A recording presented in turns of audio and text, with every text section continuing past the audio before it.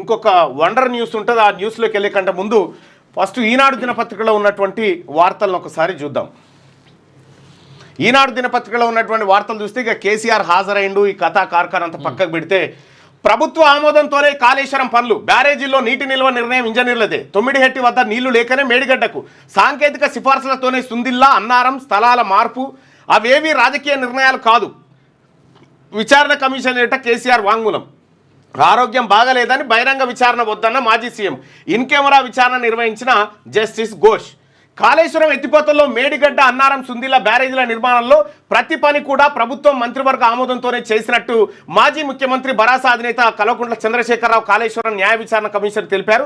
బ్యారేజీలో నీటి నిల్వ నిర్ణయం ఇంజనీర్లదేనని స్పష్టం చేశారు. బ్యారేజీల నిర్మాణ ప్రాంతాలను సాంకేతిక బృందమే నిర్ణయించిందని చెప్పారు. మేడిగడ్డ బ్యారేజీ కుంగడం, అన్నారం సుందిల్ల బ్యారేజీలో సీపేజ్ నేపథ్యంలో వీటి నిర్మాణాలపై విచారణకు ప్రభుత్వం నియమించిన జస్టిస్ పిసి ఘోష్ కమిషన్ ఎదుట బుధవారం కేసీఆర్ హాజరయ్యారు. హైదరాబాద్ బీఆర్కే భవన్లోని కమిషన్ కార్యాలయానికి ఉదయం 11 గంటలకు వచ్చిన కేసీఆర్ నేరుగా జస్టిస్ పిసి ఘోష్ ఛాంబర్కు వెళ్లి ఆయనను కలిశారు. కమిషన్ బహిరంగ విచారణకు పరిమిత సంఖ్యలో మీడియా ప్రతినిధులను, కమిషన్లోని వివిధ విభాగాల ఇంజనీర్లను అనుమతించారు. కానీ 11 గంటల 45 నిమిషాల సమయంలో కమిషన్ కార్యదర్శి వచ్చి కేసీఆర్ జలుబు కారణంగా వ్యక్తిగతంగా విచారణ జరపాలని కోరారని, దీనికి కమిషన్ అంగీకరించినందున అందరూ వెళ్లిపోవాలని సూచించారు. కేసీఆర్ విజ్ఞప్తి మేరకు జస్టిస్ పిసి ఘోష్ అప్పటికప్పుడు ఇన్ కెమెరా ఇప్పుడు ఇన్ కెమెరాతో చేసేది ఉంటే ఇంతమందిని ఎందుకు పిలుచుకుని ఒక్కరివే పోయి విచారణకు హాజరైతే అయిపోయేది కదా.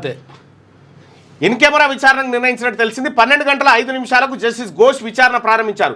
సుమారు 50 నిమిషాలు విచారణ జరగగా కమిషన్ 18 ప్రశ్నలు అడిగినట్టు తెలిసింది. తొమ్మిడిహెట్టి నుంచి మేడిగడ్డకు ప్రాజెక్టు మార్పునకు కారణాలు, 3 బ్యారేజీల నిర్మాణాలకు అనుమతులు, అన్నారం సుందిల్ల నిర్మాణ స్థలాల్లో మార్పులు, బ్యారేజీలో నీటి నిల్వ చేయమన్నది ఎవరు, కార్పొరేషన్ ఏర్పాటు, రుణాల తిరిగి చెల్లింపులు తదితర ప్రశ్నలు కమిషన్ వేసినట్టుగా తెలిసింది.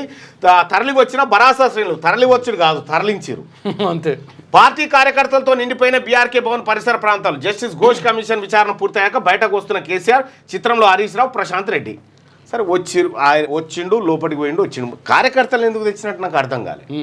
కార్యకర్తలు ఎందుకు మోహరించినట్టు, రాత్రి ఫోన్లు చేసి అందరు హైదరాబాద్ రావాలని చెప్పి ముఖ్య కార్యకర్తలు అందరినీ పిలిపించుకొని ఆ అడావిడి, ఆ కథ కార్ఖానా ఏమో అర్థం కాలే. విజయోత్సవ సభ మీరేమో దీన్ని సానుభూతి కార్యక్రమంగా చిత్రీకరించాలనుకుర్రు.